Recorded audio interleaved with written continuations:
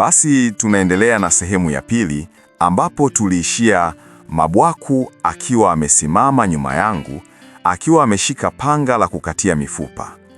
Lakini kabla hatujaendelea, naomba maoni yako tu hapo chini kwenye comment, tuendelee na simulizi hii au tuanze nyingine.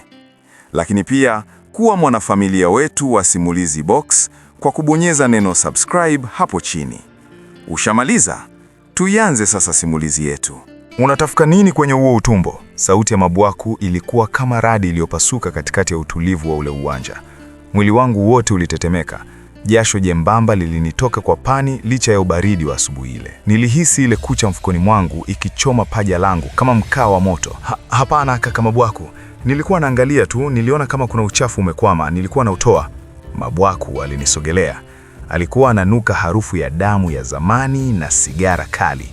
Aliniinamia mpaka nikawa nasikia pumzi zake nzito zikipiga usoni kwangu. Sikiliza dogo. Hapa tumekuja kutafuta pesa, sio kutafuta ukweli. Ukweli haulipi bili. Ukweli haujazi tumbo. Alinyoosha mkono wake uliokuwa na makovu mengi. Nipatie. Nini kaka? Nilijibu kwa sauti ya kusuasua. Kile ulichokificha mfukoni. Unadhani mimi ni mtoto wa jana? Toa. Niliingiza mkono mfukoni kwa kutetemeka na kuitoa ile kucha. Ilikuwa bado ina mabaki ya nyama na damu. Mabwaku aliichukua, akaikagua kwa sekunde kadhaa, kisha akaichomeka kwenye mdomo wake na kuanza kuitafuna kama kijiti cha meno, toothpick. Mbuzi wa siku hizi wana kucha ndefu eh? Alicheka kicheko cha kejeli kilichonifanya nisisimke nywele. Hapa kazi ni moja tu. Safisha, pika, pakua. Usipofuata hayo, utafanywa kiungo cha mchuzi. Aligeuka na kuondoka zake kuelekea jikoni. Nilibaki nimepigwa na butwa. Siku hiyo mchana tulipakia yale masufuria makubwa 5 kwenye gari na kuelekea kwenye genge la Mama Shuu eneo la viwandani. Kazi yangu ilikuwa kuosha vyombo vya wateja wanaomaliza kula.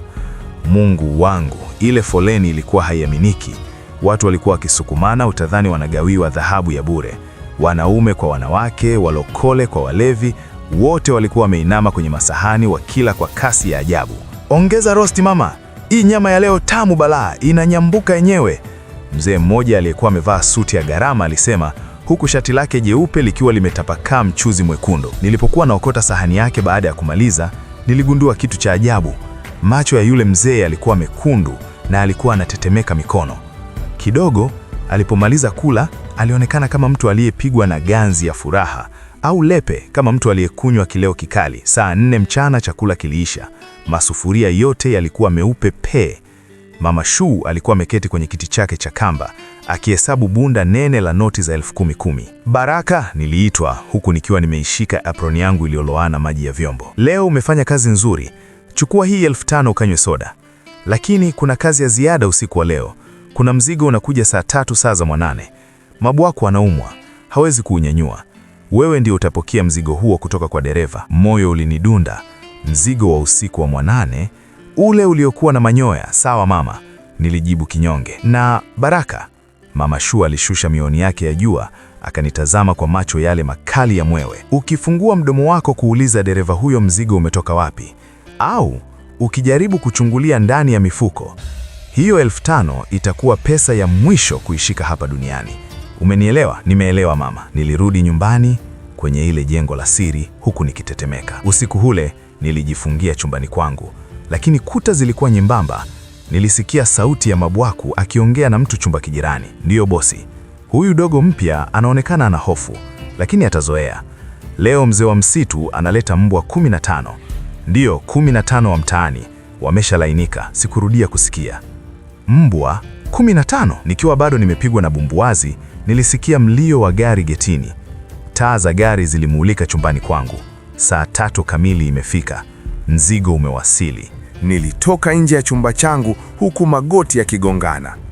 Kule jikoni, taa moja tu ya mshumaa ilikuwa inawaka, ikitoa mwanga hafifu uliotengeneza vivuli virefu na vya kutisha ukutani. Geti kubwa liliunguruma likifunguliwa polepole. Ile gari, Toyota Probox nyeusi, iliingia kwa kurudi nyuma, reverse, mpaka mlangoni mwa jiko. Injini ilizimwa, lakini taa za mbele zilibaki zinawaka, zikimulika ukuta uliokuwa na madoa ya damu ya zamani. Dereva alishuka. Alikuwa mtu mfupi, amevaa koti kubwa la mvua, raincoat, na kofia iliyofunika nusu ya uso wake. Hata asingeongea, harufu iliyoambatana naye ilitosha kusema kila kitu. Harufu ya uozo na kitu kinachofuka uvundo wa ajabu. "Wewe ndiye mgeni?" dereva aliuliza kwa sauti ya kukwaruza. "Ndiyo, naitwa Baraka," nilijibu kwa sauti ya tetemeko.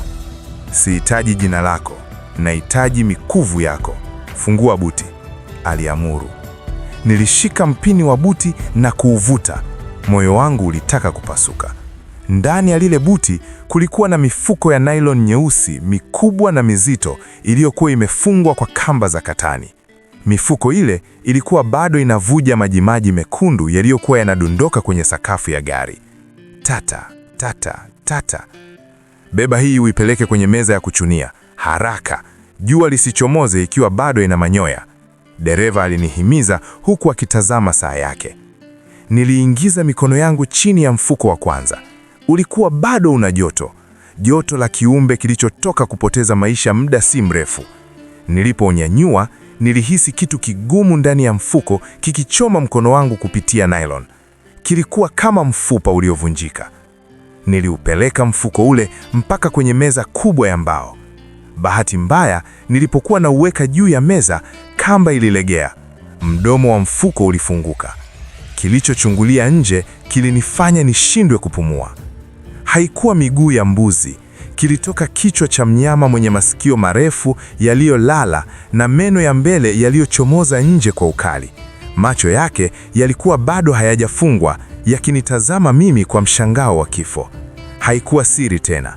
Alikuwa mbwa wa rangi ya kijivu, mmoja wa wale mbwa wa mtaani niliyokuwa nawaona wakizura kwenye majalala.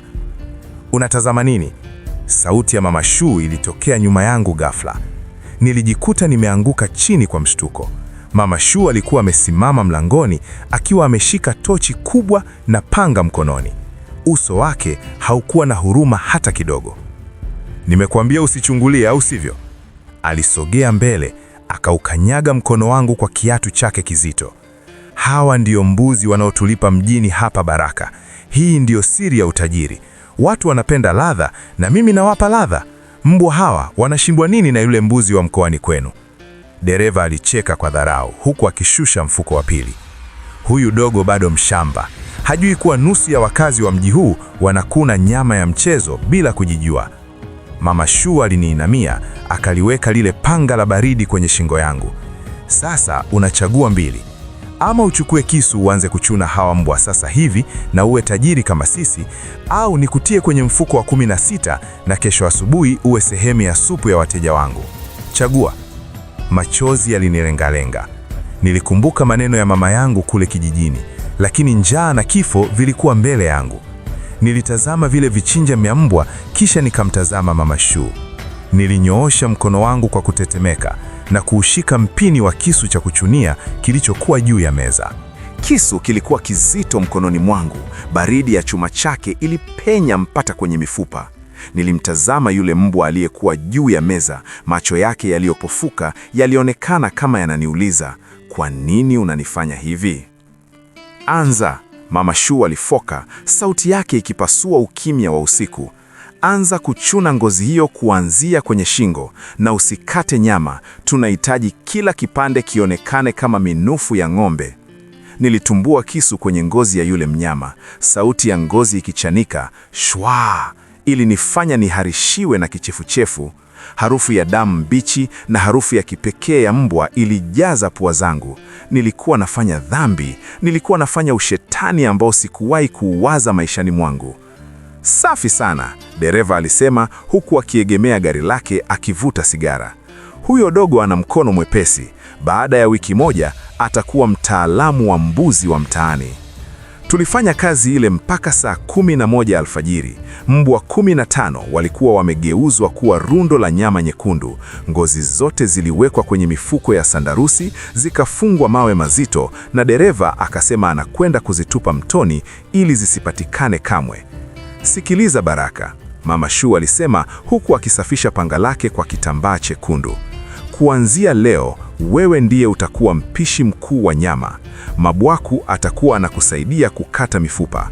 ukifanya kosa la kuacha hata unyoya mmoja kwenye nyama, nitahakikisha wateja wanakula nyama ya binadamu kesho yake. Umenielewa? Nilijibu kwa hofu, nimeelewa mama. Asubuhi ilipofika, kazi ya kupika ilianza. Safari hii nilijua siri ya lile kopo jeusi. Haikuwa viungo vya babu.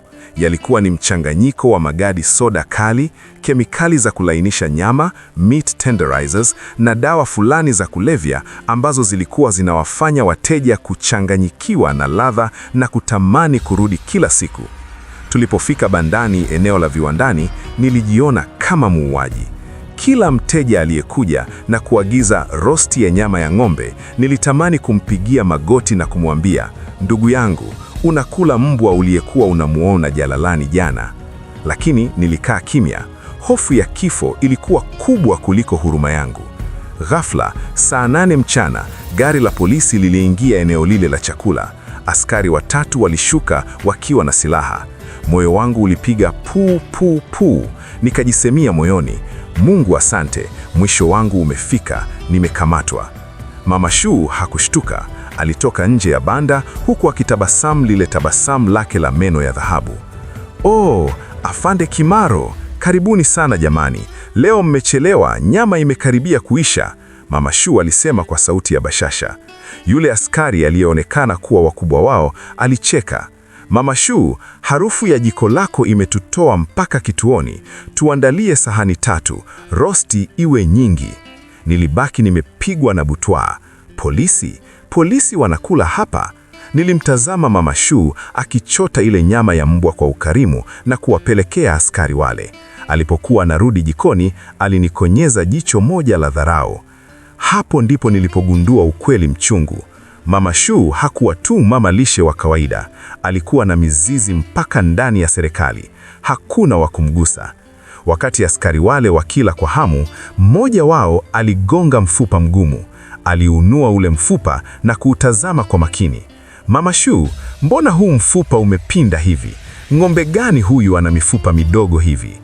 Jiko lote lilinyamaza. Nilihisi roho yangu inatoka. Itaendelea sehemu ya 3.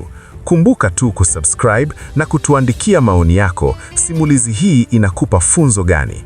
Maoni yako ni muhimu kwetu.